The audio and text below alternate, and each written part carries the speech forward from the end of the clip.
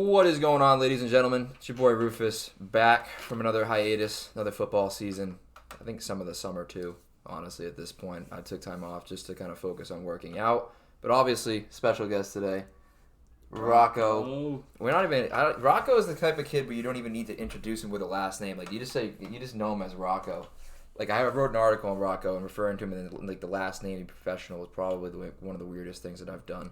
But this is easily, hands down, best friend this semester. One of my favorite people at Dean. He's a running back on the football team. Both of us played probably about a combined. I think how many you played? 2. I played 4. About a combined 4 games. Combined 6 games, and yeah, rough season for both of us. Injuries suck. But hey, we do play the sport. We do have a pretty good understanding of the sport, as I've been over on this show before. Rocco's going to drop some knowledge on us as well. Yes, sir. I got some NFL. I think it's almost midseason. Pretty much midseason awards is what we're calling it. And then we'll do the weekend picks by game, which is something I'm going to be doing weekly. Just weekend picks, which hopefully I do better than what I've been doing in my pool. But, yeah. We'll go over the whole weekly spread, awards, the Thursday night football results. We're recording during that game. Honestly, I don't find it worth watching any Thursday. Have you watched any Thursday night games this year? Or at least I watched all the Thursday night games except tonight. All right. Have you watched any Thursday night games this year that you haven't regretted wasting, taking the time to watch? The problem with Thursday night games this year is the amount of times I feel like I've watched the Broncos play football, and I fucking despise watching the Broncos play football. There's nothing good about the Broncos playing football aside from the fact that it gets funnier and funnier every week.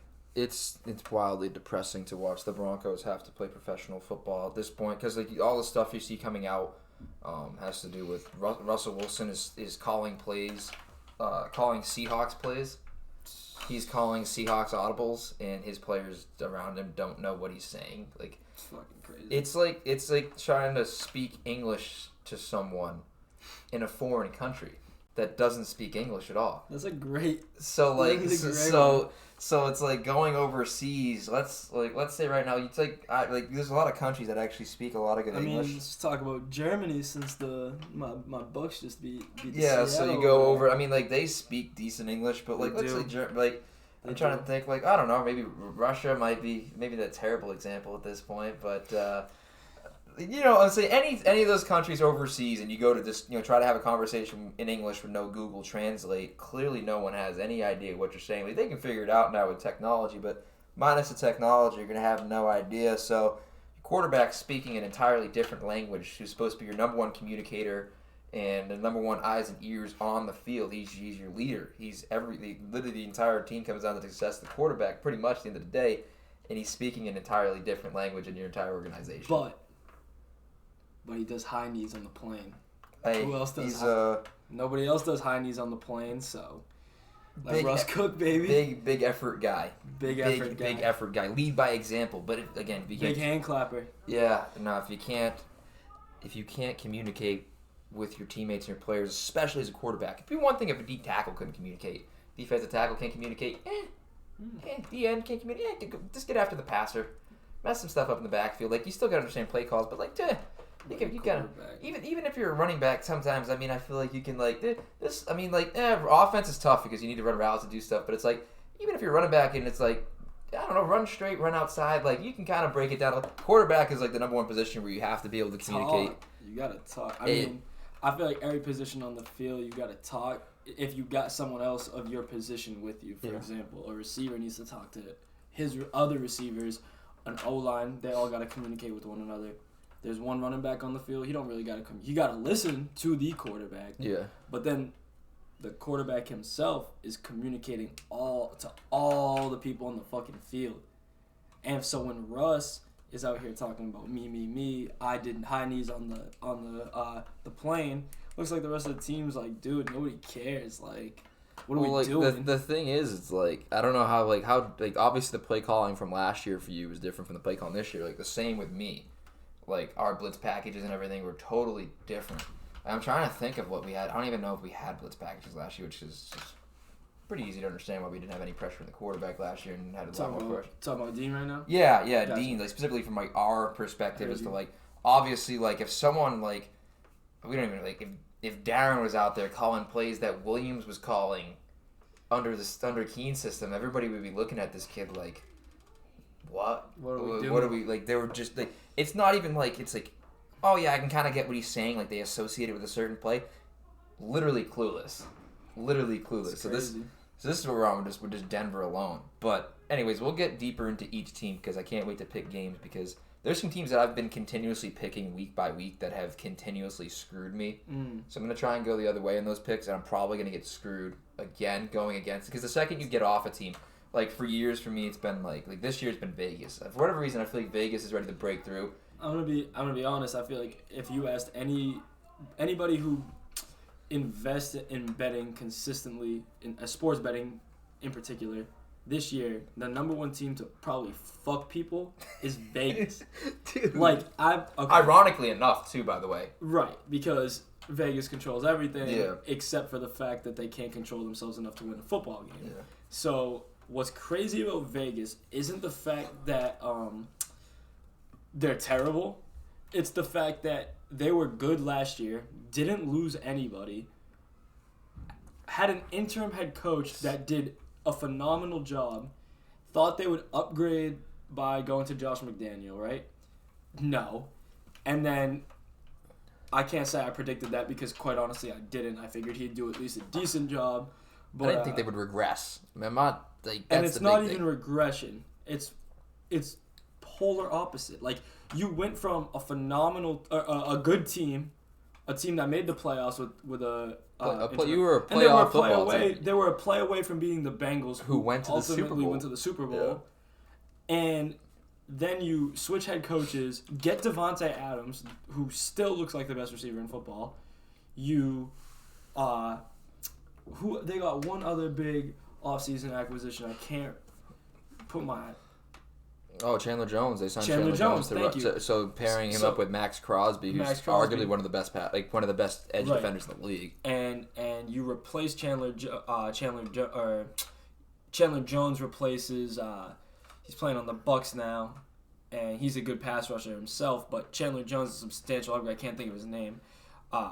Substantial upgrade, and you're terrible. You can't beat bad teams. They've lost so many close games too, but they just games. don't look interested in winning football games. But again, we'll get into it. That's like, I mean, that kind of sounds like Dean. Kind of reminded me of Dean a little bit talking about Let's there. get right into Dean. Like not, and I'm not like we're not throwing shade. It's just No. the reality. Like this is not throwing shade. We're not here to break balls or anything like that. Like this is strictly just based off of what like we're in the depression phase at that point. Like it's the end of the season. Like, and we're still tired. And mentally, it's just we just can't grasp because I've never seen a group of guys that were so close. We were so close to the team, and I think that was a lot different than last year's team, which was like the big reason as to why I was on the fence about coming back. And I love the fact that I stayed here because of how close everybody was and what, like, honestly, what it seemed like we were going to have. I mean, you weren't here in the spring, but it was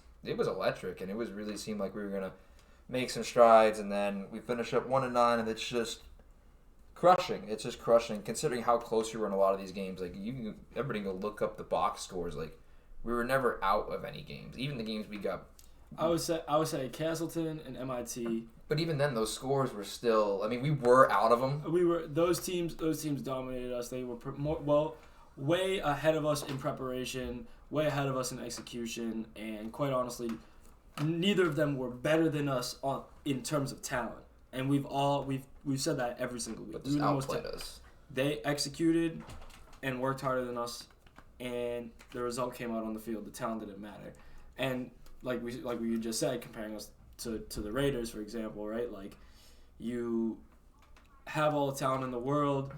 You look like you're making strides in the offseason, and then it doesn't go the way you expect. And, like, what does that do to, like, the psychological aspect of a human? And everybody's different, but for you in particular, I know that shit was killing you all year. So if you want to... I mean, like, it hurt as a player. I mean, more than I've hurt for anything, because I was physically, as we declined record-wise, physically I started to break down too. So I kind of felt it throughout camp, and then I felt like I had a conversation with Noah about it where I was like, dude, this is like, I remember I went to go close the shower curtain and like yelped in pain. And like Owen Jalbert was in the bathroom, he's like brushing his teeth or whatever. He's like, dude, you good? And I was like, yeah, man, I'm fine. And like I remember just looking at the bruises from like here to here in my body, and I was like, this is football. Just kind of accepted it for what it was, like knowing that like I just want to make it through like the season. This is camp. I'm like, dude, this is gonna be tough. So just trying to go week by week, and then like I'm like, you pick up some wins, your body, you can figure ways to mentally overcome this stuff, and you're putting so much in, and then my body continued to deteriorate. The record continued to deteriorate. So I couldn't help but feel like it was partially my fault too. But like obviously football is a huge team game, and it doesn't come down to one person. But mentally for me it felt like it was like, oh, I'm underachieving my goals, the team's underachieving. I put like a lot of stock into my success from the team because I'm a D tackle. Like my tackle numbers, my sack numbers, they're whatever. But like the plays that are gonna be made are because I do my job against double teams, because I'm filling my gap and other guys are making plays. So like if the team's not winning and not defending the run well, I take a bigger brunt of that because I feel like I'm not doing my job. So it weighed on me like immensely. And then the injury on top of that, basically playing against MIT with one arm, like hacking up all kinds of stuff from the sidelines, dry heaving stuff coming out of me. Like it was like between my rib and my shoulder was just a disaster. And it was just, again, the whole season was crushing because I just felt like I never provided anything. I was never on the field for a win. I mean, we only had one win, but like still, like I didn't provide any type of like assistance to winning, in my opinion. Like, so that's where it's just like it just added motivation for me. Just getting healthy is the biggest thing. That's the thing we've talked about. I talk about the coaches, our meeting and stuff. It's just the plan set in front of me is just to get healthy, and then we build from there. And that's the biggest thing with Thanksgiving break and winter break. And once we're back from that, it's go time. So that's where I stand with it. I mean, I've talked about it at length with people with other interviews. I think I did one with the Dean Daily or Dean TV. Shout out Ryan Bell for having me on for that. Like, what I think we can improve on. I just think that there's another level of intensity I think we can get to. I think our commitment to the weight room and just how we practice is going to be, preparation is going to be our biggest thing. And I think that just comes to getting people healthy, getting numbers in here, and getting people who are willing to work at, all levels of the game into how we, improve. But again, we weren't really out of any games either. That's like the most heartbreaking thing is that how close we've been for so long without, everybody looks at 1-9 and us think we're terrible, but you look at all these games and who we've hung around with. There was 2 games where I think, like you said, MIT and Cassim, where we really did lose. But even then, you look at those scores and block punt here, turnover inside of a certain yard line here, like, it's hard for, as a defensive player's perspective and how we played and how, like, points, at the end of the day, record's the record. We put people in bad spots too, but it just things never click. The one game where they really did click was Alfred, and it comes down to a walk-off play, and again Keystone comes down to a walk-off play. We didn't make it, so yeah, it's unfortunate that that's how the cookie crumbles. But I still have complete confidence in us going forward and where we're going. But again, for this year, just crushing, soul crushing. I'm sure you feel the same because between injury and just having to watch it, Yeah, well, the worst part about like being injured and I tore UCL. Is this the camera right here? I think it's gonna focus in. It'll probably put the picture up there too. Probably something like that. Picture, but yeah. Fucking tore my UCL in my thumb. And so I had a tough camp. The first time in my life where, the first camp in my life where I like wasn't confident in my ability, mostly because last year, same as him, he debated quitting because of our coaching staff, or at the time, and other factors, of course. Like, I did quit. I just was like, all right, this isn't really for me no more. I need to go work. I need to go make money. New coaching staff. They talked to me, brought me in, and I could feel. And it wasn't just them, the players, my friends, good people around me. Shout out Noah. Shout out JJ. Those 2 guys was like, bro, you got to come back. Like, it's different. The vibe is different. I come back last second. I'm not in shape, and I'm like, I'm going to use camp to get in shape.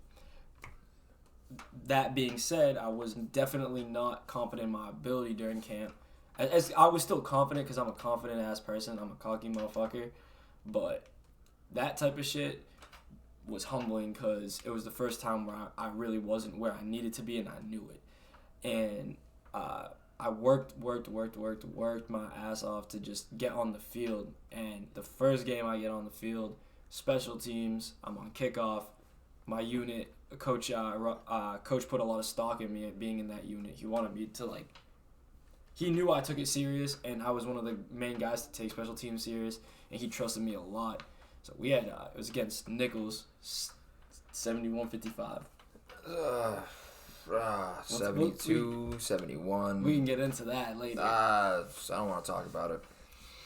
I mean, you making plays out there. We'll talk about you making plays. We ain't going to talk about bro. So, regardless, Nichols scored 71, and it's fine. It happened. Which, by the way, if you don't know football that well, if you have 71 points scored on you, your kickoff return. But we scored 56 ourselves. Right. So it was not a... There's a lot of kickoff and kickoff return snaps. One of the perfect examples of what he was saying about us being so close.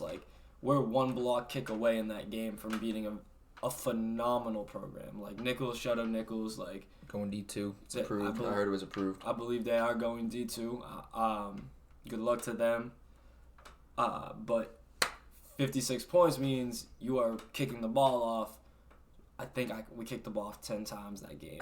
So my body I am taking on I'm running full steam, taking on double teams, doing my thing. Shout out the guys who blocked me. I won my reps though.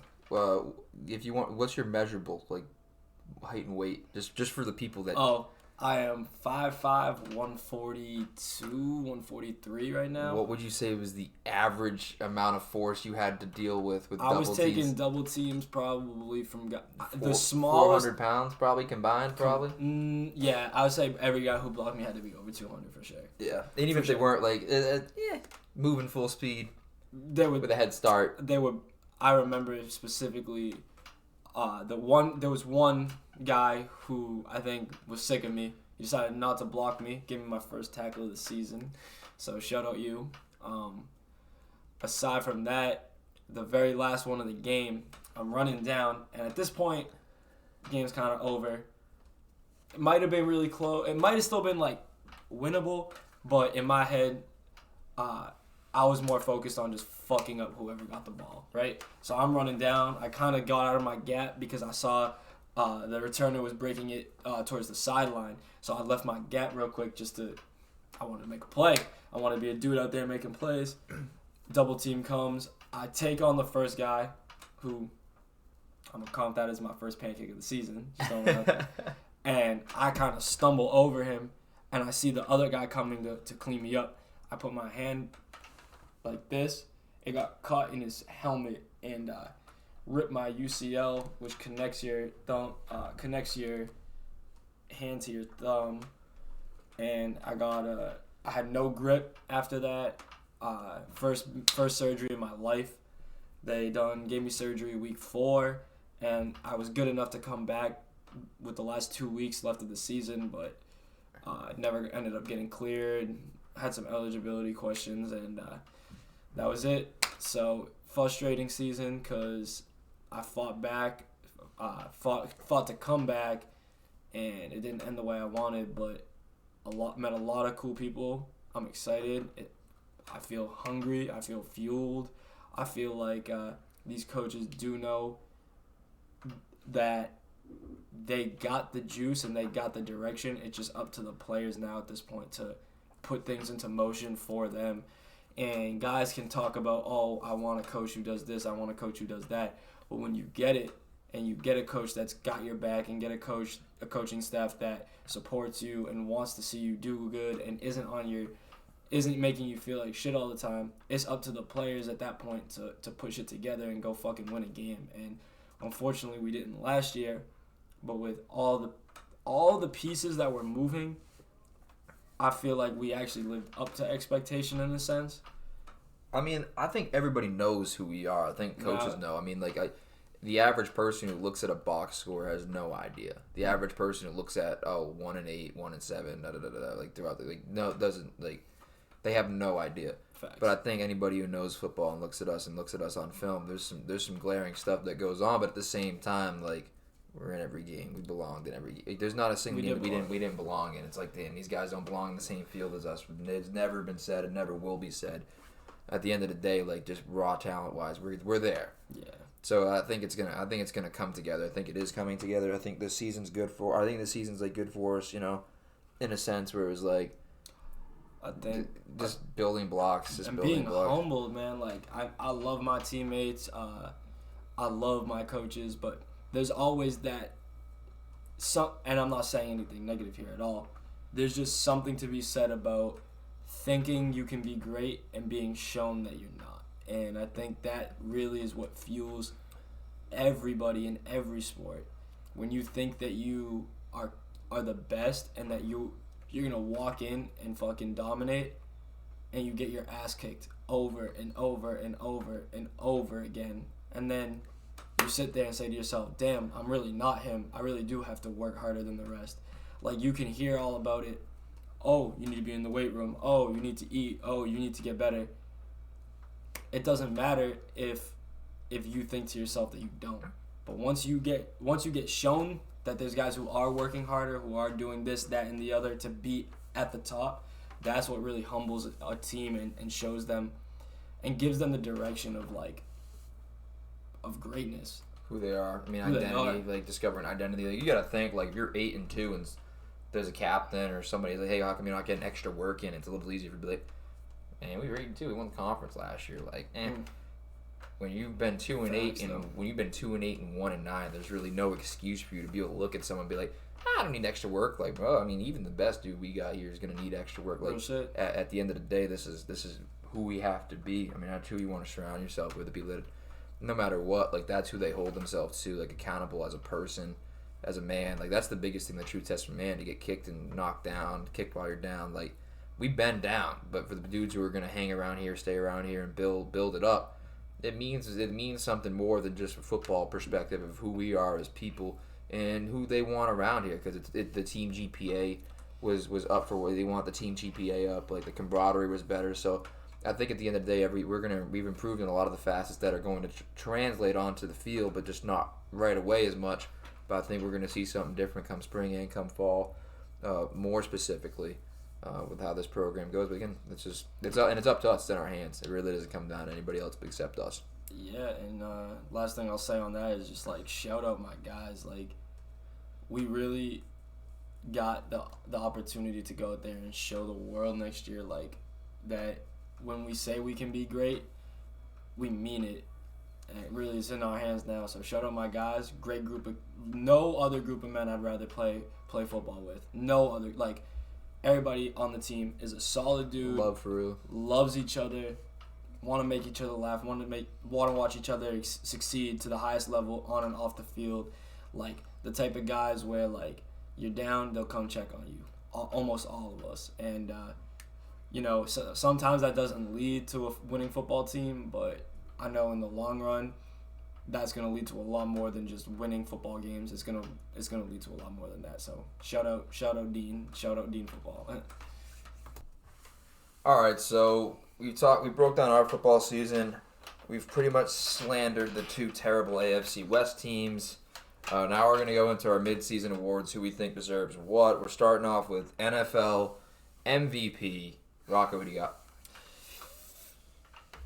I got Jalen Hurts, and I know it's probably the obvious one. It's not so surprising, but what I like about Hurts and why I want him and why I think he's going to win MVP over Tua and whoever else who else is up there right now? Probably him versus Tua and Mahomes and Allen. I like the fact that Hurts is playing to his system.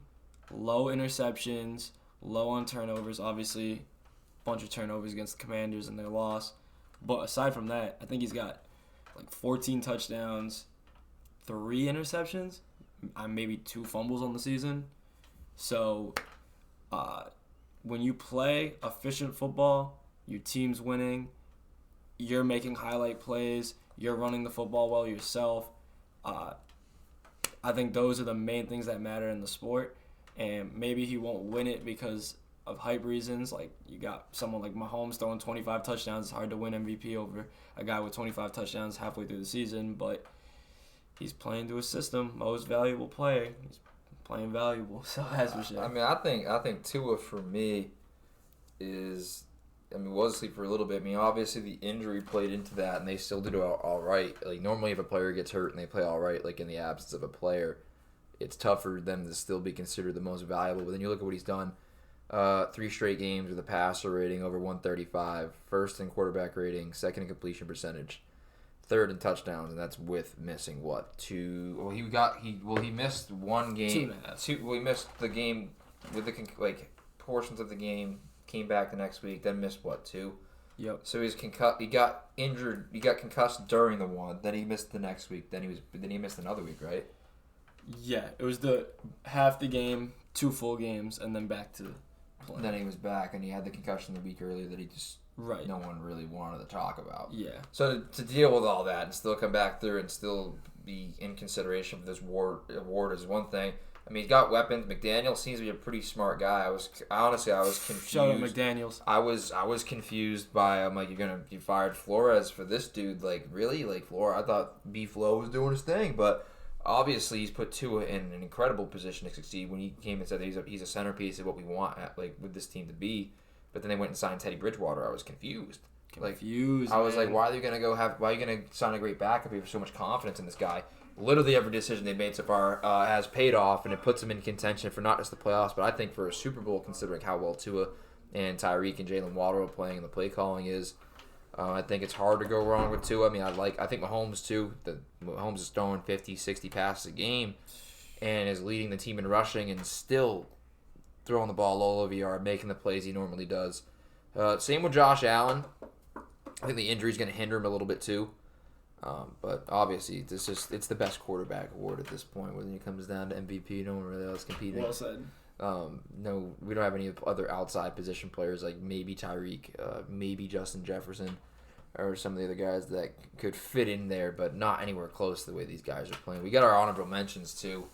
You can start. I do have one honorable mention, and I only am listing this guy if you like to bet. If you're a betting guy, and you need a little Hail Mary, Tom fucking Brady.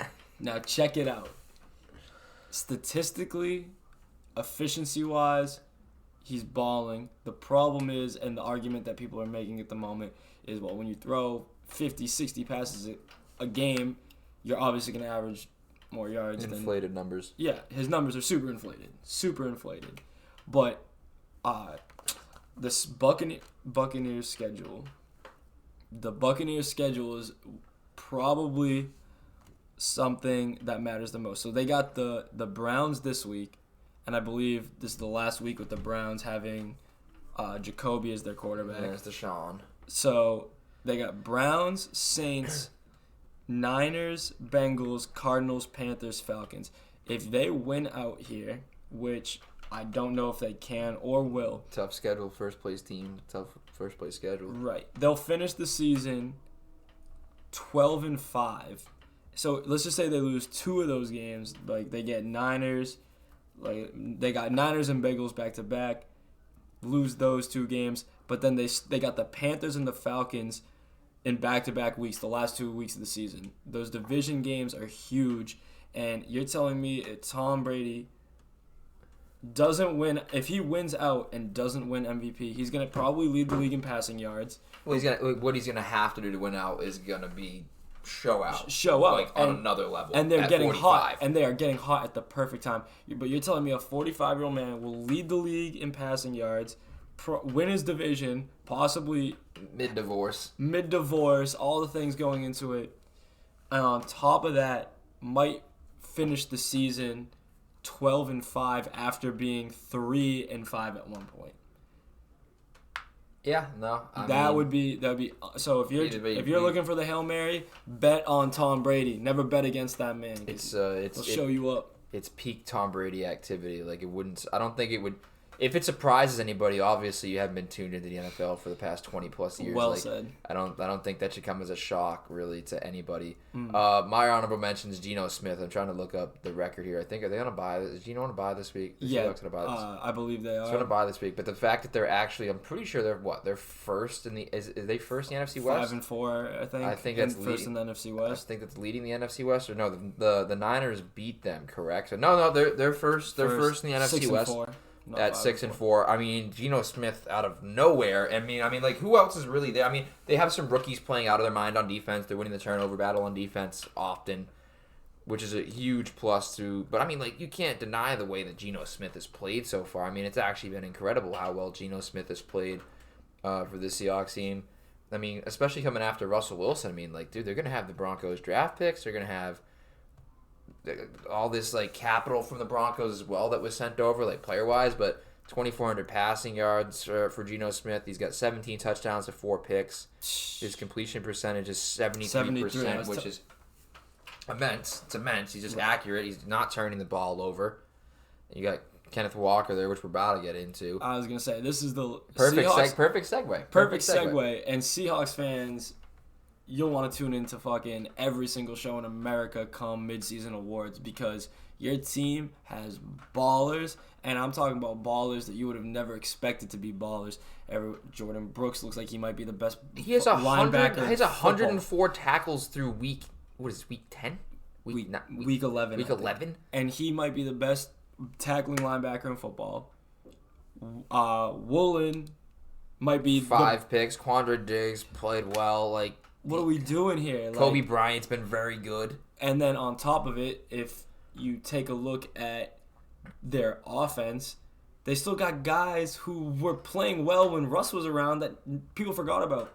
Lockett, DK, playing well. And they haven't really missed the beat. As a matter of fact, they probably looked better under Geno Smith. They have looked better. I mean, like, I didn't know why they were keeping Pete Carroll as a coach. I was like, I really thought this was going to be a full rebuild. They keep Pete Carroll. Geno Smith's the starter, beats out Drew Lock. Thank God, by the way. That's just not a Drew Lock guy. I don't know what it is. I just don't like him.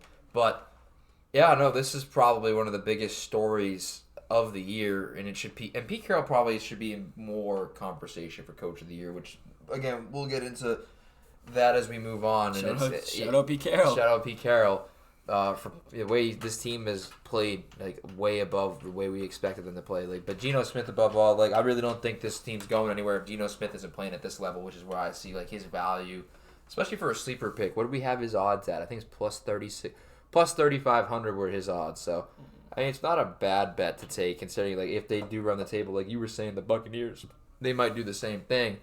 Geno could certainly end up even closer in that race. But we're going to move on. Offensive Rookie of the Year. Like I said, perfect segue to your pick. Kenneth Walker.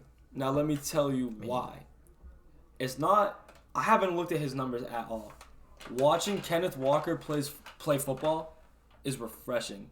He is... 7 touchdowns. He is everything you want in a running back. Elusive, strong, can pound up the middle, can bounce outside and looks shifty on the outside and looks rigid on the inside. Pause. Like, this guy is a baller. Like, especially being a running back myself. Like, every attribute I want it for myself to be great, it seems like he has. And every time I watch him play football, or I click through the channels, or I watch Red Zone, it seems like he's scoring another touchdown, whether it be at the goal line, the red zone, or 70-yard breakaway bomb. Like, what are we doing? Like, how are we... It's like, how do you keep letting him get away with this? Like, this guy is a baller. He's played, 9 games? Rashad Penny played 5, so... I saw a stat that said he had 6 touchdowns in 5 games. Yeah, so but he didn't start until Rashad Penny got hurt. Right. Rashad Penny played 5. I think he took over in that 5th game because he missed 1. And, 7 touchdowns in 9 games played. But you got to think he's only been a starter for, like, 4 games. Right. Which is incredible. And he still has over 5. He's averaging 5 a carry, 65 yards a game. But, like, that's not even respected back to the game that he started and how well he's done. Right. So that's been a... Shout out Nick Roth, because he told me this was going to happen. And shout out Michigan State, because they got themselves. Gave us the product of Kenneth Walker. That's what I'm saying. Roll Sparty. I'm gonna go biased here. Chris Olave. Chris Olave has been an absolute stud for the Saints this year. Yes. I thought he was gonna be good. I mean, obviously you're in an offense with shout out Ohio State. With Michael Thomas, you're in an offense with shout out Ohio State. with Jarvis Landry. I mean, I figured he'd be pretty good. Our track record with Ohio State, Marshawn Lattimore as well. Pete Werner as well. Yep. So like we've had a pretty good track record when it comes to Ohio State guys, which I was happy about. I didn't expect Chris Olave to be this good this quick, considering the fact that he gets his head taken off like weekly. Like hospital passes left and right.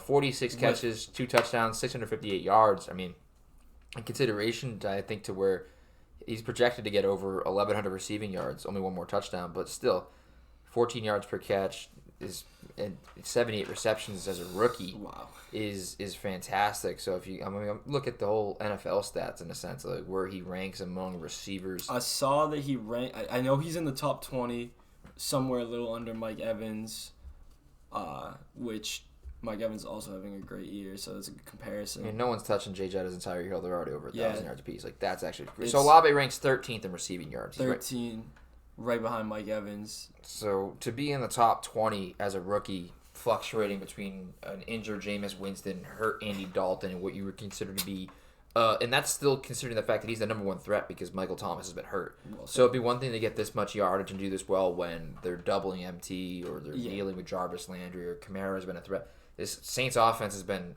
just disjointed as can be and still putting up crazy numbers. So I'm glad we got him. I just think we need to figure out a coaching situation as well as a quarterback situation. But conversation for another day. No. I think both of us want to shout out Dameon Pierce, another running back. So obviously you're a fan. Big fan. Talking about Kenneth Walker, I was saying like a complete back. Dameon Pierce just runs fucking hard, dude. Like, every time he gets there's the clip of him in college where his helmet fucking falls off and bounces down the field like a bowling ball. And he doesn't even seem to, like, care. He just keeps running, basically, like, full force and scores. And it's just like, that video that went viral, you can just connect that to him in the NFL because that's what he's doing every single night. Just balling, running people over. And I made the bowling ball comparison earlier with his helmet. He runs like a fucking bowling ball. Yeah, like he does. Only 3 touchdowns, but 772 rushing yards. He's 5th in the NFL. Justin Fields right behind him, which is another crazy thing to shout out Justin Fields. Actually look into, and then he's right behind Josh Jacobs, which again, the Raiders never had a run game. They do now, and they still suck. But anyways, they can't win them all. But yeah, shout out Dameon Pierce. Dameon Pierce is again 5th in rushing. I mean, it's hard to look away from in terms of how good he's been. And he very well might win this award, by the way. Yeah, I mean Kenneth Walker has just done it so recently because of how explosive he's looked. Like, Dameon Pierce very well still could win it. I don't see Olave winning it because I don't think the Saints are going to play well enough for him to play well enough. Yeah. But I mean, I'm a little biased. I'm just very frustrated with that. But again, Dameon Pierce, I'd say probably should be probably the safest bet. I'd have to think because Kenneth Walker's only been there for a short time. Like, this is under the suspicion that he's going to continue to produce at that level. Definitely will. But kid's got juice. No, for sure. But I mean, like, young running back talent in the NFL, like, you never steered wrong from it. I mean, it's a young man's game at that position, so it's nice to see these kids step right into these roles and do. I mean, the value system wise, like, the position continues to kind of be devalued by guys who come in there so quickly, so good. Right. Unfortunate, but glad to see young guys having success. So that goes on. Now we're going to go on to the Defensive Rookie of the Year, which I think it's pretty clear. It's pretty obvious, right? Yeah. Like, I mean, I think Sauce Gardner. I think anyone arguing it at this point either just hates New York football or is not watching what he's doing. Like, we all know the stat. He hasn't let up a touchdown since, like, freshman year of high school or some crazy shit like that. This kid, like, he's going against number one receivers consistently, and I think I saw a stat saying something like he's allowed in man coverage 38 yards all season. Like, this is a guy who stepped into a role with the expectation of, like, you're just going to learn how to play corner in the NFL this year. And instead of learning, he might be a top 3 corner in the NFL, like, off the fucking bat. Like, it's phenomenal. 2 touchdowns. It's Darrelle Revis-like. It's Island. He makes tackles. What is this? Receptions allowed. He has 20 receptions allowed, tied for 73rd. Which is like, I'm assuming is like the inverse of like it'd be the. Inverse. Oh, is that saying like? I'm pretty sure that ranks pretty well. Like I'm pretty sure that the lower. That's how I read it. Like, the lower you are, and you have to consider how many snaps he plays too in consideration. Anyways, he's graded at an 86.1 as a rookie playing against number 1 wide receivers. Like, he's gone up against Jamar Chase, Stephon Diggs. He's going to play Stephon Diggs twice a year. Right. Tyreek Hill and Jalen Waddle twice a year. Patriots receivers aren't really that good, but But they got guys, He's still gonna see their Parker. best. He's still it's still to game plan against them. You got to think of like I said, I think he went against Jamar Chase already. I mean, there's plenty of number one receivers he's gonna see that are incredibly talented. Oh, he's younger than me. That's one of the things that I've been thinking about recently. How young these guys are. He's younger than me. Yep. Oh, that was depressing. Why did I just do that? I should have looked at that. Man. Not a doubt in my mind that Sauce Gardner is going to win the award, but we got some honorable mention. What's stopping him? Like, nothing's stopping him. He doesn't give up touchdowns. He barely gives up catches. Like, they don't throw at him. Like, it's actually crazy. Aiden Hutchinson's yours, right? So when I wrote honorable mention, I wrote it with the intention of like just shouting him out. Just shout out Aiden Hutchinson. Because no one is touching this dude. And it's like, it feels like every time a guy like that goes early, the light is shined on them immensely. And it's not really, you don't hear about Aiden Hutchinson ever. Well, because the Lions defense is probably one of the worst in the league, but he's the only bright spot. He got 6 sacks. Took the words out of my mouth. When a defense is so poor, you don't want to hear anything about it. But I think who'd they play? They had a little nail biter game this week where I think they let down once again. They won by 1 against the Bears. Who do you have he had an interception against? Who do you have the interception? And then the against? Game-winning sack too. On 2, I think he had 2 game-winning sacks in the same drive. Like 2 last drive of the game, 2 sacks, and it was just phenomenal. So. Yeah, he's done very well considering how much attention he's younger than me too, bro. I need to stop. 6'7", 264. That's a big man. Hey man, he's younger than me still. Yeah. God, is it painful? He's a baller. He's living up to the hype. He's a dude. He's a dude. That's like I say it all the time. Like, is he a dude? He's a dude. It's like we're gonna get into this guy in a little bit. Micah Parsons. Aiden Hutchinson's a dude. A guy who could potentially be in DPOY conversation in a few years. Wouldn't surprise me. Oh, for sure. And then I had Tariq Woolen as my shout out. Shout out Woolen. We kind of shouted him out as well. I mean, Kobe Bryant's been good as a rookie. But yeah, no, I think that this kid came out of nowhere. He was a 5th round draft pick out of UTSA. And yeah, okay, so obviously that ranking for the receptions a lot because he has 26 and he's ranked higher. Right, so I was right. Sauce, so that was a good thing. Yeah. But he's rated as a 70, and a 5th round pick that can be rated as a 70 is very, very good. 5 interceptions, he leads the league in interceptions, which isn't normally good of a corner because when he's getting thrown at that much, obviously the reason. But I know that they play a lot of zone in Seattle. That's why Richard Sherman for so long, they would always be on one side of the field. Right. And they would run they run certain. I know their defense is a little bit different. So the fact that he's getting picks is actually a good thing considering the defense they run. Yeah. I don't know all the intricacies, but obviously still rookie and showing up. For the audience, so what we were talking about with the rankings over here is when we were going over Sauce, he had 20 receptions allowed and was ranked like 74th, which when I read it seemed like amazing. But I needed to take a look at someone else. 26, he's 40. Woolen's got 26 receptions allowed, and he's ranked 40th. So my statement about 20... The lower the better. Right, the lower the better. Like I should have figured because I knew that there was not 73 guys in the league who had given up less targets. Unless they just hadn't played, and that's how it was being counted. But obviously that wasn't how it was working out. So those are the rookies. Shout out rookies. Which, these are dudes that even as rookies... very well could compete for these awards. Like I kind of wanted to throw Sauce in there for Defensive Player of the Year. I mean, he hasn't been Micah Parsons or Matt Judon, but still though, he's transformed an entire defense, an entire culture of defense, which I think their coach is very good too and has brought a good culture to them. But still, but anyways, where do we go? Offensive Player of the Year for Offensive Player of the Year. I was gonna say we should just dive right into Defensive Player of the Year since we're done. Just jump right into it, and you got my boy Red Sleeves over there in the secret weapon of Bill Belichick's defense. We're 15 minutes away from Foxborough. We can drive over to the stadium. Those fans are nuts. I actually was at the stadium for a school thing recently. Shout out Foxborough. Shout out the Patriots. Fun organization. Fun place to be. And shout out Matt Judon. Because that man is balling. And everyone knows he can play. Red Sleeves. Sticks out on your screen all times, no matter what. Does his little celly. it's all cute and shit. But this year, he said, fuck all that fuck all the talking. I'm going to go ball. He's got 12 sacks through 11 games, or through 10 games, I think. He might touch the sack record. It is a TJ Watt just ever so recently set. Right. What was it? 22 and a half, 23 maybe. 23. He's got what is it? 9 or 10 away till he's 75.5 rating. 75 and a half, right? As according to PFF, great grade.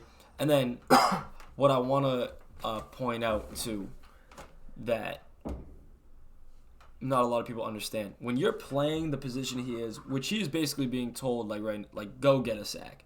He is setting the edge occasionally, not really great against the run, but 13 solo tackles for his position is phenomenal. And he's only tied for 43rd according to what we're reading.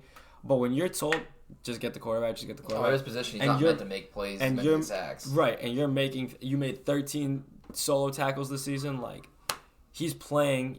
It's almost like something we talked about recently.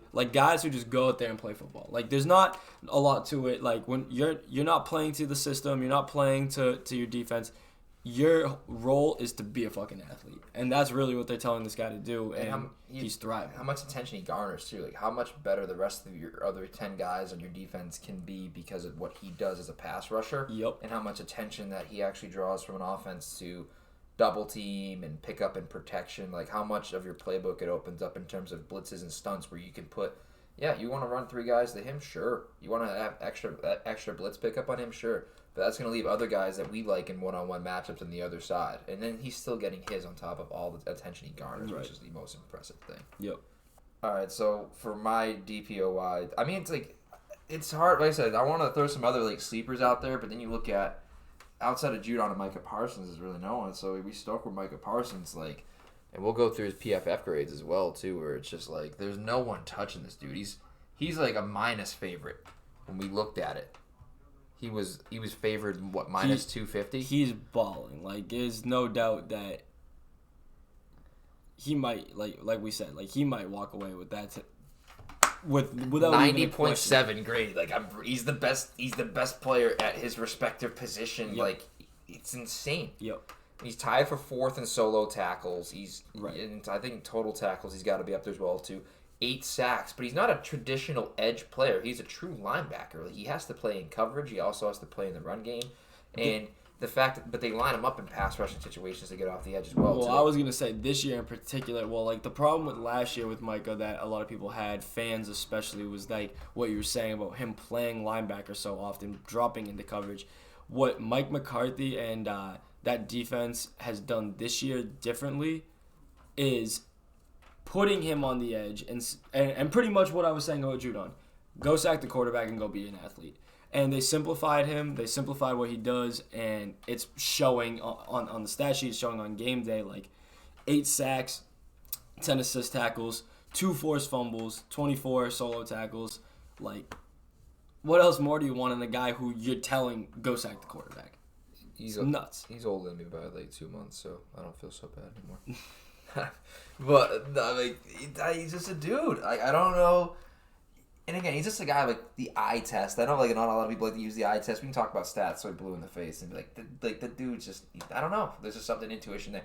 You look at this guy, the way he plays the game of football. Jumps off the screen. Yeah, you can't. He's just very noticeable. You don't have to know his number or his name, and your eyes are gonna be attracted and drawn 11 to from heaven.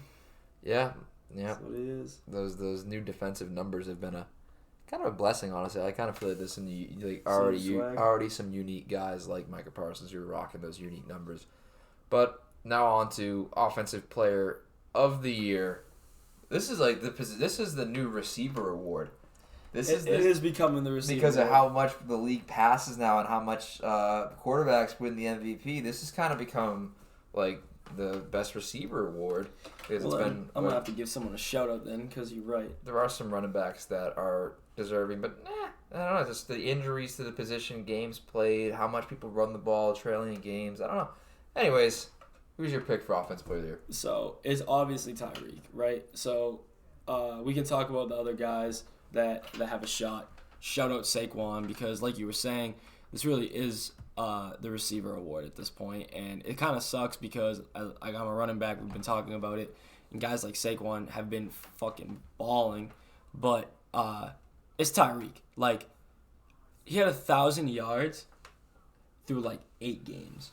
Yeah, that's incredible. He's had over 100 in every game except for one, right? Right, and the most, I think it was the most 140-yard games in a season, and we're only halfway through the season. Like, it doesn't make sense what they're doing. And Tua was hurt for a portion too, so it's been different quarterbacks. Doesn't matter. Exactly. Put the ball in his hands. He's probably the best athlete in the NFL. I don't know if anybody else is touching him for that. Right, and that's what it comes down to. At the end of the day, like, I didn't expect, and I whiffed on this. I didn't expect him to just walk into the Dolphins organization, leave Patrick Mahomes, walk into a lefty quarterback, walk into a system with a new coach, and doesn't throw the ball deep the same way that the Chiefs did. And then he just said, fuck all that. I'm going to catch the ball in open space, and nobody's going to touch me. And he does it consistently over and over and over, and it's frustrating to watch because there's no physical specimen in football that can keep up with him. It's unreal that someone can have that much success sustainably. Like, it's so creative to get him in the positions he's getting in the football. And then I think one of the big reasons for that too is like slide down to number 4 on the list right now, Jalen Waddle. Shout out Jalen Waddle. I mean, like, he's not my pick for offensive player of the year. The guy who's in second with the only other receiver that's over 1,000 yards right now, and maybe had one of the greatest catches ever, easily the greatest catch of the season. Shout out Justin Jefferson. But right now, we just talk about Waddle, 878 yards for him, 6 touchdowns, 4 from Tyreek. Like, I think that's a huge part too of like the success that Tyreek's had because he has another receiver. Like, not only has Tyreek been like the main target and been as good as he has, it hasn't taken away from Jalen Waddle. It's actually added to the success that Jalen Waddle has had early on in his career. So not only is Tyreek still getting his looks and still having success, he doesn't have to be made that focal point. He still remains that focal point, still draws the coverages he does. But then at the same time, it kind of balances out because if you're going to do that, well, Waddle's going to light it up. And the second they do that, like, so it's a great combination of play calling, quarterback play, and just having two dudes who can flat out go out there in space and make plays. Like, just have elite speed, elite route running, and then having, like I said, the play calling and the decision making from your quarterback and head coach. Like, they really have something special in Miami. It's really, really nice to see, honestly, to have like that put together that well, because it just seems like it's meshed very well considering. Like, when they fired the coach, I really didn't know what the direction was. It's really worked out for them. And this is random off the top of my head. I don't know for sure on the stat, but I do remember seeing something about Jalen Waddle being like the lowest yards per catch last year. This year he's the highest, or one of the highest. Obviously, there's guys like expected yards per catch, I think is what it is. Like, they got it to him like so short, he made plays himself. Right, and he was averaging something like, I remember correctly, it was like 10.6 yards a catch last year. This year it's jumped up to 17.2. So clearly what they're doing in Miami is working, and clearly Jalen Waddle can catch the ball short, catch the ball deep, catch the ball midfield, and get yards. It's crazy. It's spectacular what that offense is doing. And then Jefferson's my other pick, and it's like you really can pick either him or Tyreek Hill. Like, any other year where Tyreek Hill isn't doing what he's doing, it's Justin Jefferson hands down. Which Stephon Diggs is actually very close to 1K too. Which is like, I mean, like I say, this is the best receiver award. When you go down, like, if you really were to like look at, like, we're gonna look at the top 5 receivers right now: Tyreek Hill, Justin Jefferson, Stephon Diggs, Jalen Waddle, and Cooper Kupp. And Cooper Kupp hasn't played. He just got hurt, so he's going to be out for a minute. Yeah. And Devontae Adams, 6. Like, is there really anybody else in the running back room or offensive side of the football where you're really going to insert any of them into that conversation? Like, who's really warranting of any of that? Like, it's literally just all receivers. And if you look at the MVP conversation when it comes down to it, too, there's a pretty solid association there with Tua being in the conversation, Josh Allen being in the conversation, Kelsey's up there, which obviously has Mahomes. So it's really just become like, you know, best receiver, best quarterback awards when it comes to those, the way the league's going. But Kirk Cousins, like I said, I just don't have faith. I just Kirk Cousins, I don't know. I just don't have I don't have a lot of faith in him. But man, primetime Kirk, just baby. throw it up. Yeah, it's coming. It's coming. Coming. They're gonna move him to primetime games, and it's gonna be bad. But Justin Jefferson, man, I think he had a little lull there for a little bit after he blew up at the beginning of the season. Then he had like a little lull, and then again, it's been all business since. The dude's unreal. LSU is wide receiver U at this point. Wide receiver U for sure. But on the Justin Jefferson point, so Tyreek Hill, in my opinion, gonna win that award, right? Who's the better receiver? I am agreeing with you. It is Justin Jefferson, no doubt. He can do more. His routes from hands, deep ball, catching the ball, intermediate, catching the ball on scramble drill, catching the ball, getting yards after the catch, like everything combined, toughness, being the number one receiver and not having guys that you can rely on to take the vision off of you, where he does still have Thielen. They just got a new tight end, but Thielen isn't what it used to be. New tight end just got there. Shout out Hawkinson. But Jefferson's just like a baller. At every stage, at every facet of the game, there's no one better and no one smoother with their routes than J Jets. So, yeah, shout out J Jets. Just an electric athlete that's just doing great things. So now we go from there to comeback player of the year, which is kind of a strange one for me because like I had a guy that's a comeback player of the year candidate. He's the huge favorite. Using my MVP conversation as like a little bet there, but he's not my comeback player of the year favorite. But anyways, you can jump off. That's my hint for it. Anybody hasn't guessed yet. Mine is someone we talked about earlier. We talking about Seahawks fans stick around. It's fucking Geno, baby. We were talking about the 73% completion percentage, right? And how important that is to that offense because last year was the whole let Russ cook, let Russ ball, all that jazz, junk, and ask the Broncos how that's working. It's not pretty. But when you have a guy who plays the system perfectly, like, it's fun to watch Seattle play. Like, they're not super explosive. They're not super consistent. But Geno is going to throw the ball to Tyler Lockett. He's going to throw the ball to DK Metcalf, and he's going to let them do what they do. And he's going to throw the ball to them with consistency and accuracy out of all things. So 2,500 passing yards and, what did we say, 17 passing touchdowns and 73% completion percentage to only 4 picks. Like, we were talking about Jalen Hurts earlier. I think I said 14 touchdowns to 3 picks with couple of fumbles, I think, right? Right, 2,100 passing yards or something like that. Okay, if I'm saying that guy's going to win MVP, shout out Geno Smith. And I'm going to let you talk about your pick, but this guy that Lucas got, he's balling too, so I'm not taking any credit away from him. I mean, Geno, 85.9 on PFF, and it's a pretty decent rating system when it comes down to it in terms of PFF rates. Especially quarterbacks. But it's not. I mean, it's not the be-all, end-all of anything. But but it's still very relevant.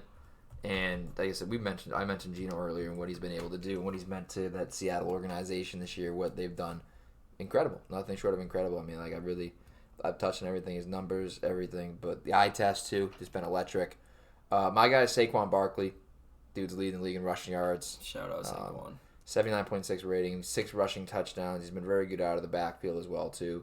Almost 200 receiving yards. So over 1,000 all-purpose already as we're a little, just about halfway through the season. I mean, like, again, eye tests, again. The last couple of years, he hasn't looked right. Injuries on and off. The eye test this year, some of those runs, especially early in the season, again, we're going to get to Coach of the Year next, where Daboll's mine. He just looks powerful again. He just looks like Quadzilla. He just looks like the dude that he was at Penn State. He looks like the dude he was when he's a rookie. He just looks like that bell cow back that when the ball's in his hands, just look out, electric runner, and doesn't look hurt anymore. Just looks like the true runner that he was, and I hope he can sustain that. And again, you're a running back fan, so you can appreciate everything that that he does. It's been incredible. I'm glad to see him back. I think he's one of those he's a very likable guy. I don't think anybody really has there's some guys where like you might see like on the struggle there, like Michael Thomas. No one really feels bad for Michael Thomas. I don't really think. I mean, you're a Bucks fan, but like I don't think anybody really typically feels that bad for Odell Beckham Jr. This is just Saquon's a guy like or Joe Burrow when he tore his ACL, people felt bad for it. And when he came back, they were happy for him. Saquon's another guy where it's like they're glad that he's healthy now. Mm-hmm. And what he's doing is incredible. He just again eye test and just looks incredible. He does. Watching him play football is honestly so beautiful to the eye, especially if you're a running back, because I was talking about Kenneth Walker earlier, being a complete back. The one facet of the game that Saquon has that people don't understand is it's his ability to catch a swing route or an over-the-ball kind of thing and turn it into a fucking play. And whether or not he is meant to be a receiving back or should be a receiving back or should be catching all these balls, it's working for them. And you're talking about Dayball and his system and being coach of the year. It's really because Saquon is balling out. Like if you remove Saquon from this team, are they still where they still in a similar position to where they are right now? Probably, but I can assure you that they're not as explosive on offense. No, not at all. I can assure you. You don't respect him the same way. I think it makes Daniel Jones 10 times the player that he can be because you have a reliable guy you can throw and run the ball with. It's come down to their offensive line playing better too. Evan Neal and Andrew Thomas are very good. And this is really the only running back warranted of that MVP conversation and offensive player of the year conversation in all reality. And he just doesn't have enough touchdowns, I think, to compete, as unfortunate as that is. But that's really the only guy that steps into that conversation. But again, like I said, shout out Geno. I think Geno's definitely going to be up there. But Saquon a favorite too. So like I said, we're going to segue into Coach of the Year, our last award before we get into our picks for the weekend for the NFL games. And you got one that I'm pretty sure got some love last year, but certainly deserves it this year considering everything that they've done. Yeah, so shout out Nick Sirianni, and funny story, I'm very good at predicting when a coach is going to be successful or not, right? I told everyone from the bat Urban Meyer's a fraud. I was pretty accurate on Freddie Kitchens saying he wasn't going to do anything. He was too interested in the hype, not interested in winning football games. Dan Campbell said he'd be fun to watch, said he'd make the team competitive, not anything special. The one that I whiffed on is Sirianni. And who the hell wouldn't whiff on a guy who stood in front of a whole football team and started talking about, I play rock, paper, scissors, shoot to find who I want to draft. Like, this guy looked delusional. I remember watching his interviews and hearing about him and listening to him talk, and I was like, this might end up being the biggest disaster in sports. Like, you just fired a Super Bowl winning coach, referred to how he drafts players based on doing rock, paper, scissors, shoot. So, did he prove me wrong? Absolutely. Like, this guy coaches. His personality is what he's adapted the team. He wants the team to adapt to his personality, and they just fit it perfectly. Like, he talks about the reason he does the rock, paper, scissors, shoot competition. Okay, well, if you're going to use that philosophy, you need to run the football. You need competition to be, I know my team will run the ball, will get movement on the offensive and defensive line, and run the ball down your throat and make sure that nobody can run on us. And that is exactly what they've done. Everything else is just icing on the cake. Jalen Hurts, icing. Devonta Smith, A.J. Brown, icing. That secondary icing. They have a defensive identity too, and they have Darius Slay, Chauncey Gardner-Johnson. Stop the run, Cox, get picks. Offensively, run the football, throw first downs. That's all you need to do. Football is a simple game. So, shout out Nick Sirianni. They play to their strengths. They have a lot of athletes. They have a lot of dudes who just make plays. Like Jalen Hurts being like Devontae Smith's a Heisman winner. AJ Brown's another dude. They just they have like very like distinct skill sets. Big body receivers as route runners, and they play to those strengths very well. Like I said, I'm staying in the NFC East here. Brian Daboll, hard to really disagree with Brian Daboll and what he's done. Flip the Giants around. Their point differential is only plus 14, which kind of scares you a little bit considering 7-2. You're only scoring 14 more points and you're giving up. It's not the ideal differential you want out of a 7-2 football team. So some would even say luck at that point. I'm not going to go that far, but still, you can just see how much the culture really shifted with his takeover. And again, the success of Saquon, success of Daniel Jones. This is all without Kenny Golladay doing a damn thing. The offensive line being better, he's really done a good job there in terms of, I think, putting his players in good positions to succeed, and has made really something out of nothing. I really don't think it was the ideal position to go to for a guy coming out of a system with Josh Allen and the Bills. It's almost man, I don't even know if I'd have left at that point. There's got to be other jobs that have opened up that have been better, but it was a job for him. And it's a job that he's brought the Giants to 7-2 at. If that's sustainable, looks like they're definitely a playoff team. I'd be surprised if they didn't make the playoffs with that record right now. But like I said, that point differential does scare you a little bit. They haven't really got into the meat and potatoes of the divisional schedule yet, which are always interesting games. And so we'll see what the future holds for them. But again, I'm nothing but impressed with how good that they've been, how good the NFC East as a division has been, how good the East in both the AFC and the NFC has been impressive. Two best divisions of football, in terms of consistency at the moment, no doubt. But yeah, Brian Daboll's my pick, and those are our NFL midseason awards. Now we're going to go through game by game. For this weekend? For this week's against the spread. I like that. Maybe a brief little something of who we got. We're not going to go. It's going to be more rapid fire. We'll close out the episode that way, and at least I'll address it, whether you're back next week or not. Whatever. Like I said, we got some plans. I was gonna say, we got some plans. Let's make our predictions. If I'm back next week, we can talk about where we went wrong, where we went right, and we'll go from there, and we'll keep track of it. So we'll be right back with our predictions. All right, so we're back. We're gonna pretty much rapid fire through the weekend. To start the week, now we got the Titans beat the Packers. Rough year for the Packers. Packers lost by 10. Titans up to 7-3. Shout out Cisco. I guess him and his boys looking all right. Ryan Tannehill looking like a dude. Didn't do that in my fantasy team last year, so I'm going to hold it against him. Ryan Tannehill is a dude. Shout out Ryan Tannehill. This wasn't for me in my fantasy team last year. Still ran it to second place, but it's whatever. Yeah. So here we go. Bears, Falcons in Atlanta. Atlanta -3. Now, for those who aren't familiar with the sports betting world, 3 points is what home field advantage is worth. So really, it's just a pick 'em who you think's going to win. Falcons at 4-6, Bears at 3-7. Who do you got? I got Bears. I think they win outright. Yeah, I think they want to win outright, honestly. I mean, it's hard for me to go Bears. They're coming off that crushing loss to the Lions. Justin Fields is literally doing everything possible to try and win them football games. I'm not sure if I see them going on the road to win that game. They're 1-4 on the road. Falcons have been okay at home. I'm going to take the Bears to cover, Falcons to win. So next up we got Browns, Bills. This game is not being played in Detroit. That's ESPN fumbling the bag. Yeah. I want to say it's in Buffalo. No. It's in Detroit. There's a snowstorm coming down. Oh, are they really not going to? Oh, they really had to move the game because they moved the game. Yeah, they moved the game. I didn't even know that was a thing.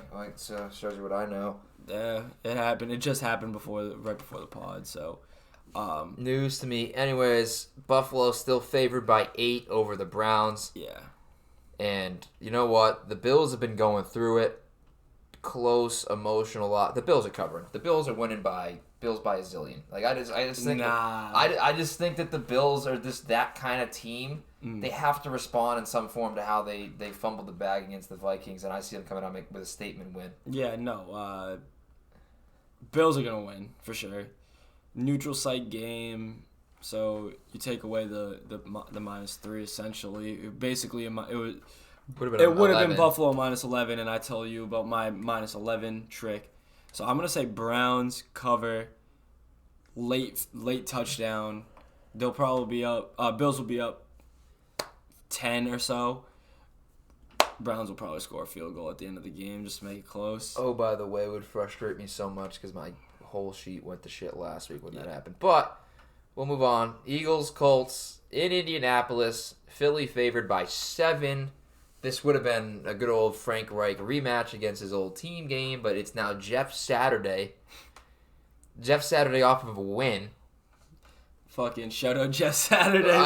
Shout out Jeff Saturday off the win. That's crazy. The thing is with this is that, like, that's an emotional win, right? Like, I'm always big on, like, emotional wins and how teams respond. Facts. A big emotional win playing up for their coach.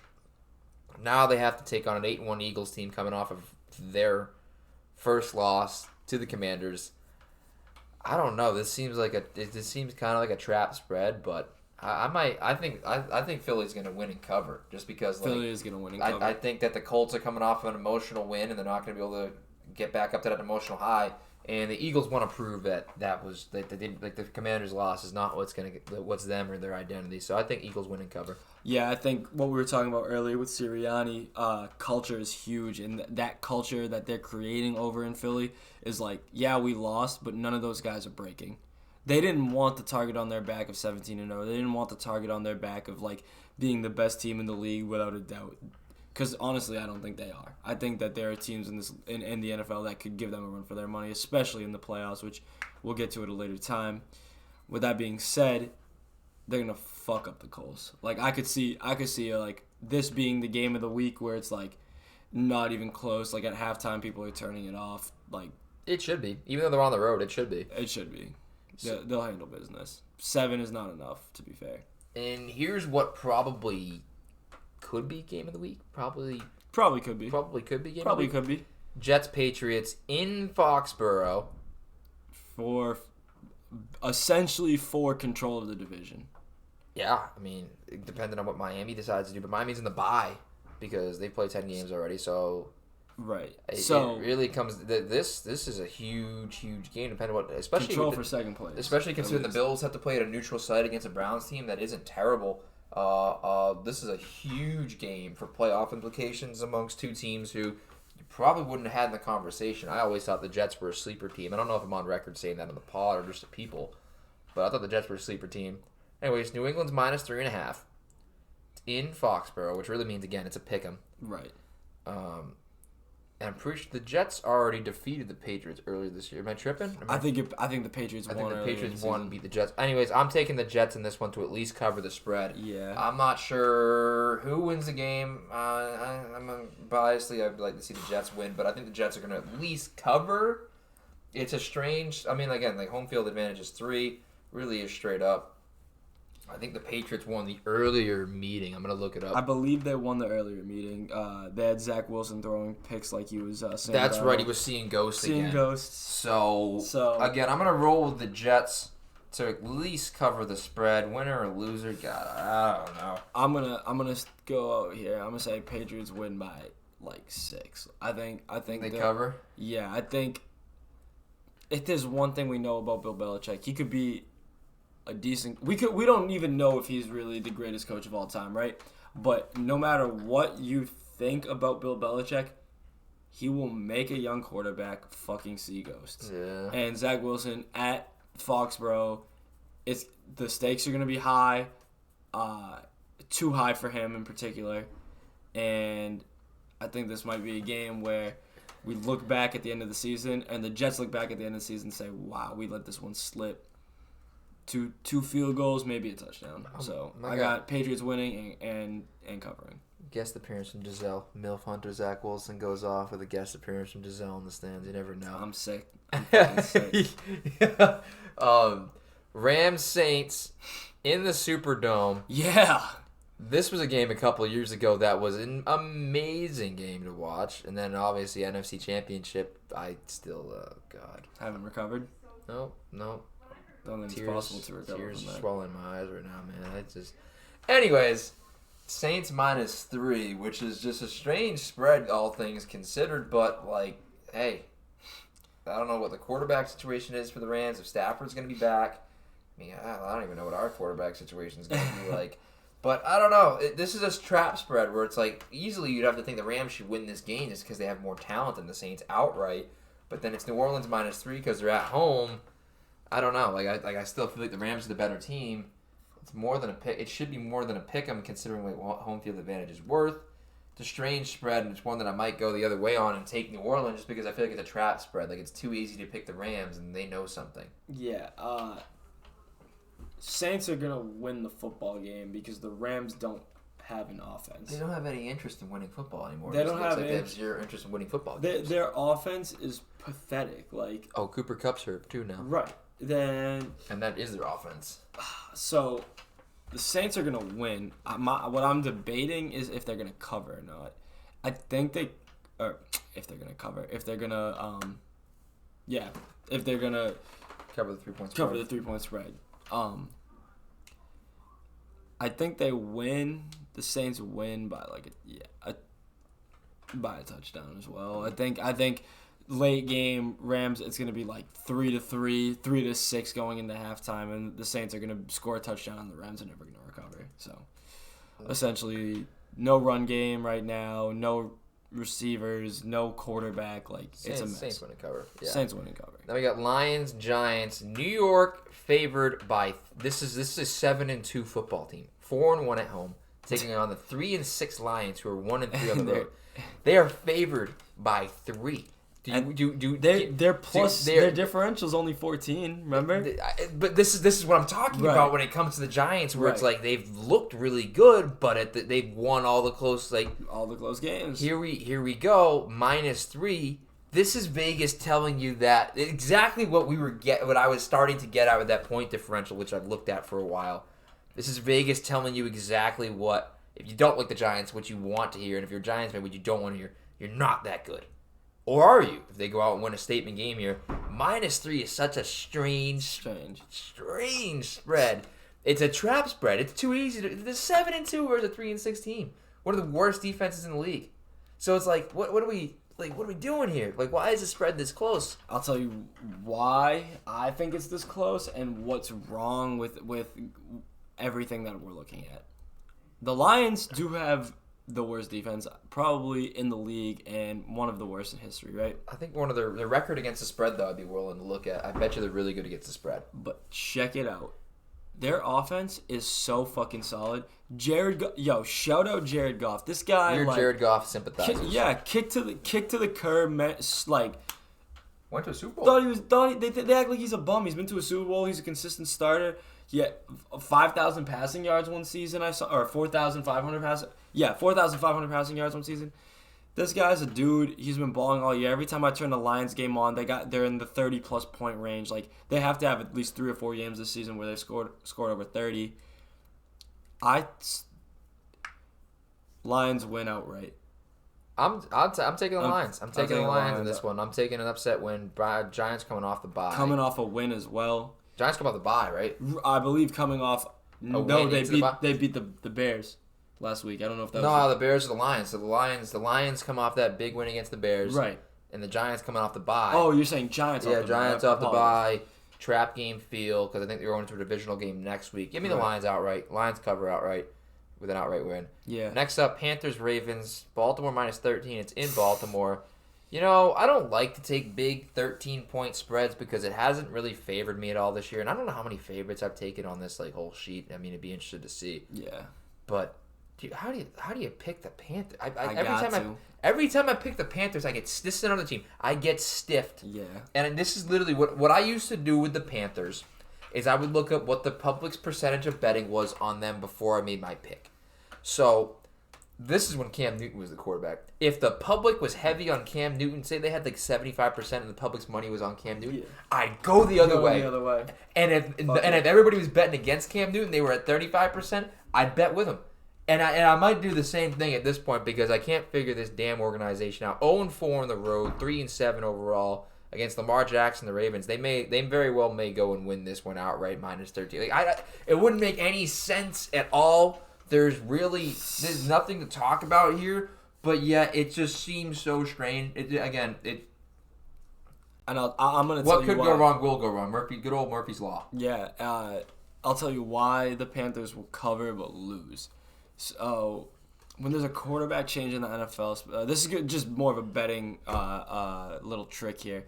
When there's a quarterback change in the NFL, the team that is having a new quarterback play in the game typically does significantly better than you would expect.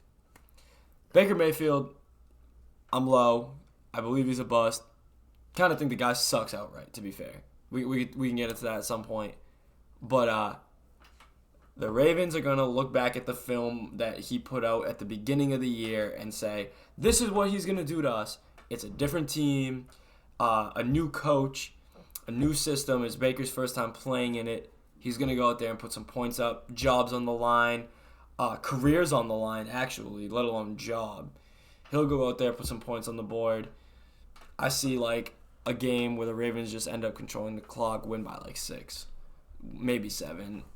So Ravens win the game. Panthers cover the spread. Last time I took the Panthers against like a decent spread, it was the Bengals, and they get absolutely obliterated. So I'm gonna stick with the AFC North, obliterating them. I'm taking the Ravens to cover. Gotcha. God, I don't know why, but I can't see myself picking the. I'd rather deal with the Panthers stiffing me when I pick against them than picking them and like. You know what I'm saying? And then like, they fuck you. Like, yeah. Like, I'd rather be like, you know what? Good for you, Carolina. Like, damn, the Ravens stiffed me, but hey, at least I didn't pick the Panthers again thinking, like, there's hope. Because if I pick the Panthers one more time, slap me. Here's the thing I'm going to do, and it's coming up in another pick. We're not going to skip over this one yet. Yeah. Commanders-Texans. The Texans really don't feel like they're 1-7. They don't. They're playing. And that's why it's only a 3-point spread here in Houston. Home field being worth 3, so it's really 6. They like Washington by a touchdown. Commanders coming off a bit. I'm gonna take the Texans here to at least cover the spread. Right. That would be a close. The Texans very well might even win outright at home because again, Washington's coming off a big emotional win over an undefeated football team on Monday night. A little bit of a shorter week. I like the Texans in this one. I don't know if you like them too. All right. So my problem here, and this is actually probably the hardest pick of the week in my opinion. So, dude, damn. Bless my bad, fam. Fuck, that was the girliest sneeze of my life. Tuck. Shout out Tuck. Bless you. Shout out Koopy virus. Oh God. My problem is Taylor Heineke is the epitome of the guy who will go out there and ball against guys he shouldn't and shit the bed against guys he should. So, he went out there last week and beat the fucking Eagles. Like, this team should go and steamroll the Texans, right? But the reason they beat the Eagles is because Taylor Heineke got up for the Eagles. He woke up and said, I want to start something today. When Taylor Heineke is the starter and has expectations, not much comes from it. When Taylor Heineke wakes up, gets a text and says, hey, dude, you're starting today, he balls the fuck out. Yeah. So I don't know who I want to take in this game, but Washington being 5-5 and coming off a win against the Eagles, getting only 3 points against a 1-7 team. If the Texans win outright, it wouldn't shock me, but I'm going to take the Commanders to win and cover by like 4. Like it's going to be tough. Here's one where I need somebody to slap me because I'm going to do this again. It's Raiders-Broncos. Just disappointing. Give me, you know what? Russell Wilson sucks. Nathaniel Hackett sucks. The Broncos suck. Derek Carr and I don't like sucks. to use the term like that. Like Derek Carr is still an elite quarterback, in my opinion. But hey, Derek Carr is elite, but he sucks right now. He's at a tough he just year. sucks right now. Like, of all the coaches to stiff Derek Carr, I was not expecting to be Josh McDaniels. Denver -2.5 in Denver. 3-6, 2-2 at home. 0-5 on the road. Raiders. Give me the Raiders. I can't. I'd rather root for the Raiders than I would root for the Broncos. Give me the Raiders. I don't know why somebody needs to hit me with a hard object in the head. So if you had told me that, let's just say it's April 1st, and you told me the Raiders were 2-7 and the Broncos were 3-6, I'd say it's a great April Fool's joke. Flip the numbers. Broncos 6-3 makes sense. Raiders 7-2 makes sense. Nope. The Raiders are 2-7. The Raiders have the most talented offense from a just player standpoint, probably in the league, and they're 2-7. And it's terrible to watch. They're 0-5 away, and they're going away, or they're away this weekend in Denver, 0-5 in Mile High. Broncos are going to probably win by a touchdown. They can't score a lot of points. Neither can the Raiders, but 0-5 away. They're going to be playing in a stadium that's tough for offenses to work well in. Mile High being, tough to run in. Broncos win by like 4, 5. But I mean, Yeah, so they win, cover the spread. I just give me the Raiders at that point. God, that just sucks. Embarrassing. Vikings, Cowboys, Dallas -1.5. It's not totally a primetime game, so Kirk Cousins can't be a complete liability. Vikings coming off a big emotional win. Cowboys coming off of a loss to the Packers. Did they lose to the Packers? Yes, they lost to the They lost to Packers. the Packers, right? Yeah. It was kind of an upset Yeah, loss upset there. of the week type shit. And -1.5. It's in Minneapolis. So let me get this. The Cowboys are favored Right. in Minneapolis. Coming off of a loss. The Vikings are coming off of beating the Bills, who are one of the Super Bowl favorites for the year. Shout out Dallas. Always. It's such a trap spread. It's trapped. This is such a trap spread. It's too easy to take Minnesota here. Like, you got to take that. You feel like you got to take Dallas. I just don't know. I mean, I'm going to take Dallas. It's a trap spread. I mean, like, really, I just think it's a trap spread. I don't know how many favorites I've taken, though. But it's such a close spread. Yeah, I'm going to roll Dallas. I think it's a trap spread. And just, but hey, maybe I'm wrong. I respect that pick for sure. I'm just gonna go with the numbers. This isn't even a gut feeling. This isn't even Vikings 4-0 at home, 1.5 points. Dallas only. Vikings win by a touchdown. Like, It's what it should be, right? It's what it should be. I'm not tripping, right? Like they're 4-0 at home, but I did see something saying that the Vikings, I think their biggest margin win like this season is 7 points. Yeah, it's close. It's another team with a close differential. So I get it, but 4-0 at home, they can run the football. The Cowboys' offense just looks kind of mute right now. Like if you told me that the Cowboys were rolling in with OBJ this week, I'd feel different. There's just no reason for them to be a 1.5 point favorite, but they are, so that's why I'm going with it. Again, just fair. I don't know. Doesn't make it. It's a trap spread to me. Yep. So Bengals, Steelers, Cincinnati favored by 4 in Pittsburgh. Steelers coming off a win with Kenny Pickett. I don't know did the Bengals have a game last week? Is this where they absolutely destroyed the Panthers? Like, is this the one that I'm recalling correctly? No, I think that they had their bye last week. Honestly, I'm gonna take a look at their schedule real quick. Yeah. But like I said, -4. No, it was the dismantling. So where's of the their bye Panthers. week? Their bye week is, I think it's already come and gone, right? Yep. No. On its way. 11:20, 11:27, 12:4, 12:11, 12:24 to 1-2. Is it in here? No, that's Christmas. So what about you check the date of the Panthers game? It might have been. Oh, they had the bye week last week. Okay, so they beat the Panthers and then they had the bye week. Okay, yeah, we were kind of on the same thought process there. Right. So coming off the bye. So where did I leave scores here? Here we go. Coming off a bye week against a team who's coming off a win over the Saints in New Orleans. Bengals -4. It's a strange spread. It's only 4, but it's in Pittsburgh, so really it's a touchdown. So it's a touchdown. I'm gonna roll off of a bye week against a team where I think they're just more talented than have. I'm gonna roll with the Bengals. Bengals win by how much? I'd say the Bengals probably at least cover the spread. I think they'll probably win by 6 at least. Steelers don't have T.J. Watt back yet, right? So I'm gonna roll with the Bengals just because. I mean, how many favorites did I take this week? This is gonna be disgusting. I'm gonna get destroyed because I've taken too many favorites. I'm gonna stick with you on Bengals winning. I think Steelers cover. They played for week 1 of the season and Steelers won outright. That was with. That's with Joe Burrow getting destroyed. Who was their quarterback during that time? Mitch. Yeah, Mitchell, the Truth Biscuit. Yeah, I think.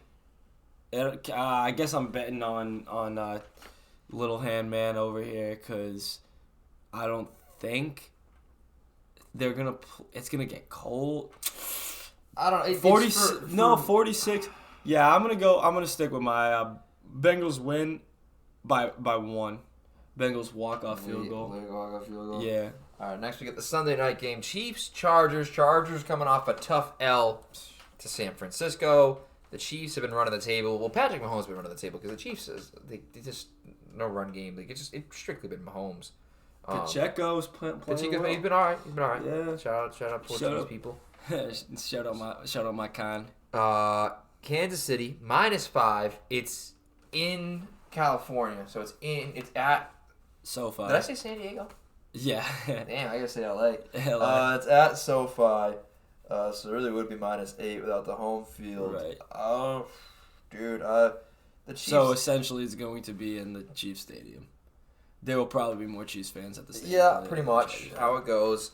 I'm gonna roll with the Chargers here to cover the spread at the least, but you should be right.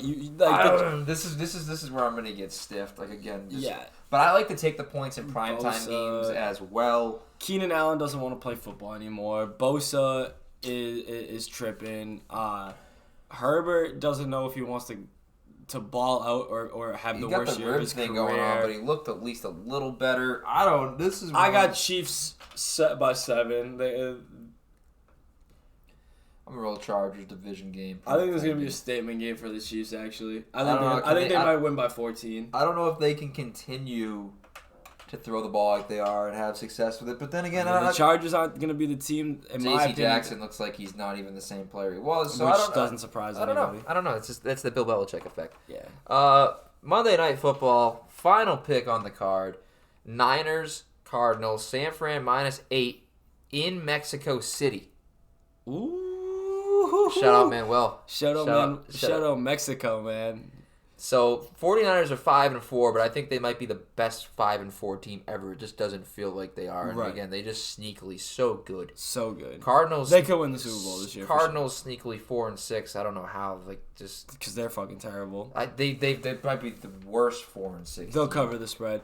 I'll just say it right now. Neutral site game, they'll cover the spread. Yeah, neutral site. 49ers win. Cardinals cover the spread. Kyler Murray's gonna play decent. Throw a couple picks. If he even plays, it might be Colt McCoy. I don't know if he's healthy yet. Forgot about that. What's Kyle's injury? I don't even know what it was. I stopped paying attention to him. Dude stiffed my fantasy team speak unbelievable. Okay, if Kyler plays out, they cover the spread. If Kyler doesn't play, 49ers by a million. Like, I'll take.